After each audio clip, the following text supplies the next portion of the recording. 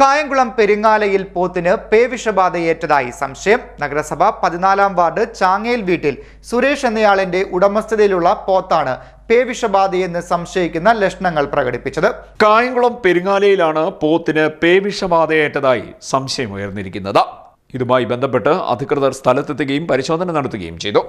നഗരസഭ 14-ാം വാർഡ് ചാങ്ങേൽ വീട്ടിൽ സുരേഷ് എന്നയാളുടെ ഉടമസ്ഥതയിലുള്ള പോത്താണ് പേവിഷബാധയെന്ന് സംശയിക്കുന്ന ലക്ഷണങ്ങൾ കഴിഞ്ഞ ദിവസം പ്രകടിപ്പിച്ചത്. ഇതേ തുടർന്ന് സുരേഷും കുടുംബവും കായംകുളം താലൂക്ക് ആശുപത്രിയിലെത്തി പേവിഷ പ്രതിരോധ കുത്തിവയ്പ് സ്വീകരിച്ചു തുടങ്ങിയിട്ടുണ്ട്. പോത്തിന്റെ സ്വഭാവത്തിൽ വ്യതിയാനങ്ങൾ കണ്ടതോടെ പ്രദേശത്തുള്ള മൃഗഡോക്ടറെ സുരേഷ് വിളിച്ചിരുന്നു. ഇദ്ദേഹമാണ് പേവിഷബാധയുണ്ടെന്ന് സംശയിക്കുന്നതായി സുരേഷിനോട് പറഞ്ഞത്.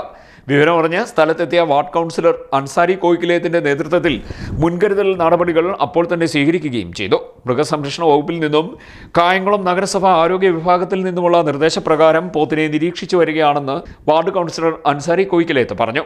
അതേസമയം പ്രദേശത്ത് തെരുവ് നായകളുടെ ശല്യം ഏറെയാണെന്നാണ് നാട്ടുകാർ പറയുന്നത്. ഇവിടെ അംഗൻവാടി ഉൾപ്പെടെയുള്ള സ്ഥാപനങ്ങൾ പ്രവർത്തിക്കുന്നുണ്ട്. ഏറെക്കാലമായി പ്രദേശത്ത് തെരുവ് നായകൾ കൂട്ടമായി എത്തുന്നുണ്ട്. ഇത് നാട്ടുകാരെ പലതരത്തിൽ ശല്യം ചെയ്യുന്നുണ്ടെന്നും പറയുന്നു. CDNet news, Kayamkulam.